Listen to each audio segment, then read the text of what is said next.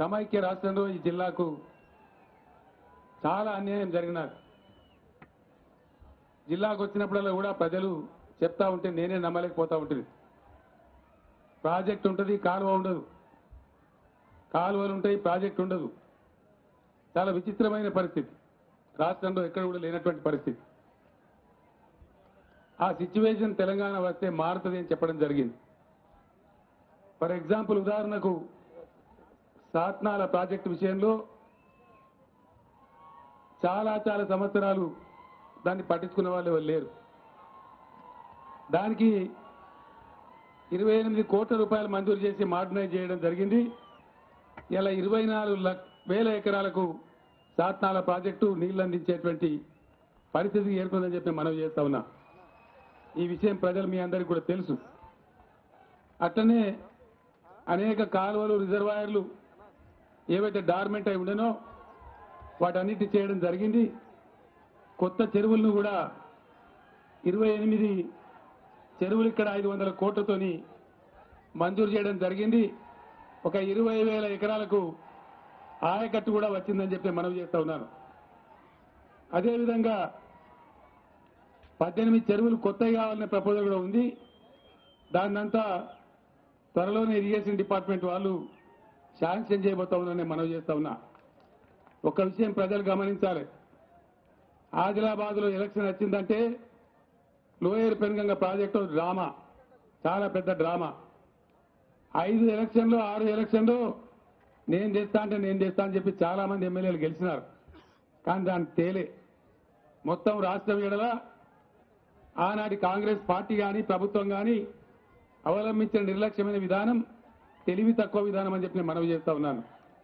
పొరుగు రాష్ట్రంతో ఏ విధంగా ఒప్పందాలు చేసుకోవాలి, ఏ విధంగా సాధించాలి నీళ్ళనే తెలివితేటలు కూడా లేకుండా చెప్తా పోయినారు. కానీ 5 దశాబ్దాలు 50 ఏళ్లు గడిచిన పెనుగంగ ప్రాజెక్టు రాలే, సాకారం కాలే. దానికి సొల్యూషన్ ఎప్పుడు కూడా ఆలోచన చేయలే.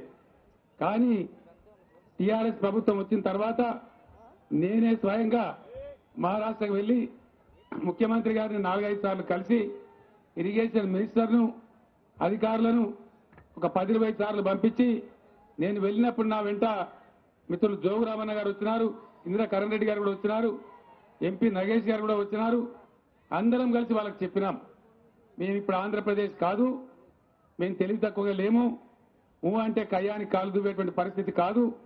లివ్ అండ్ లెట్ లివ్ లాగా మీరు బతకండి, మేము బతుకుదాం, ఇరుగు పొరుగు రాష్ట్రం కలిసి ఉందాం, ఒక మంచి సుహృద్భావ వాతావరణంలో డెవలప్ చేసుకుందామని చెప్తే వాళ్ళు ముందుకు వచ్చినారు. 50 ఏళ్ల నుంచి కొనసాగిన లోయర్ పెనుగంగ ప్రతిష్టంభన పూర్తిగా తొలగిపోయి ఇప్పుడు చెనాక కొరాట గ్రామాల వద్ద నేను అక్కడికే పోయి వస్తా ఉన్నాను. లోయర్ పెనుగంగ ప్రాజెక్టు నిర్మాణం జరుగుతూ ఉంది.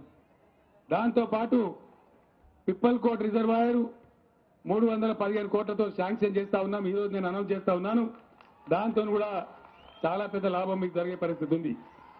అదేవిధంగా గోమూత్రి, మన ఏదైతే బోత్ నియోజకవర్గం ఉందో అక్కడ కూడా 0.7 TMC తోని అక్కడ కూడా ఒక గోమూత్రి అనే రిజర్వాయర్ ఇమీడియట్ గా టేకప్ చేస్తా ఉన్నాం.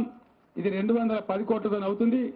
బోత్ వాసులకి చాలా ఉపయోగపడుతుందని చెప్పి మనవి చేస్తా ఉన్నాను. బోత్ నియోజకవర్గంలో అండ్ కడెం ప్రాజెక్ట్ కింద కడెం ఆయకట్టు కూడా ఎప్పటి నుంచో చాలా సీరియస్ డిమాండ్ ఉంది. మాకు చాలా పెద్ద ఎత్తున సప్లిమెంటేషన్ కావాలని కోరుతా ఉన్నారు. అక్కడ కడెంను అభివృద్ధి చేయడం కష్టమవుతుంది కాబట్టి మేము నీకు కుప్టి ప్రాజెక్టును 5.5 TMC తోని 870 కోట్లతోని మంజూరు చేస్తా ఉన్నాం. అది బోత్ నియోజకవర్గానికి, ఖానాపూర్ నియోజకవర్గానికి కడెం ప్రాజెక్టు కూడా అద్భుతమైన సౌకర్యం తెచ్చిపెడుతుందని కూడా ఈ సందర్భంగా నేను మనవి చేస్తా ఉన్నాను. 50 ఏళ్లు కడెంను పట్టించుకోలేదు, లోయర్ పెనుగంగ పట్టించుకోలేదు, తెలివి తక్కువగా వివరించి పొరుగు రాష్ట్రంతో ఎట్లా వ్యవహారం చేయాలో తెలియక ఈ జిల్లాలోనే ప్రారంభమైన ప్రాణహిత సేవలు కూడా పండబెట్టినారు. దాన్ని మొత్తం రీడిజైనింగ్ చేసి కాళేశ్వరం ఎత్తిపోతల పథకాలుగా మార్చి బ్రహ్మాండంగా ఈరోజు 3 నుంచి 400 TMCల నీళ్లు ఆ జిల్లాలకు ఇచ్చే విధంగా తీసుకుంటూ పోతా ఉన్నాం. 50 ఏళ్ల నుంచి పెండింగ్ లో ఉన్న లోయర్ పెనుగంగ ఒక 6 నెలల్లో ఆదిలాబాద్ జిల్లా మీ యొక్క ఆదిలాబాద్ నియోజకవర్గం బోత్ నియోజకవర్గాలలో ఇక్కడ ఒక 37,000 అక్కడ ఒక 32,000 మొత్తం 70,000 ఎకరాలకు నీళ్లు రాబోతా ఉన్నాయని చెప్పి సంతోషంగా సగర్వంగా నేనే మనవి చేస్తా ఉన్నాను. జూన్ జూలై తర్వాత ప్రాజెక్ట్ కంప్లీట్ అయిన వెంటనే ఇప్పుడే ఇంజనీర్లకు ఆ కాంట్రాక్టర్లకు దీన్ని చాలా సీరియస్ గా ఆదేశం కూడా ఇచ్చి రావడం జరిగింది.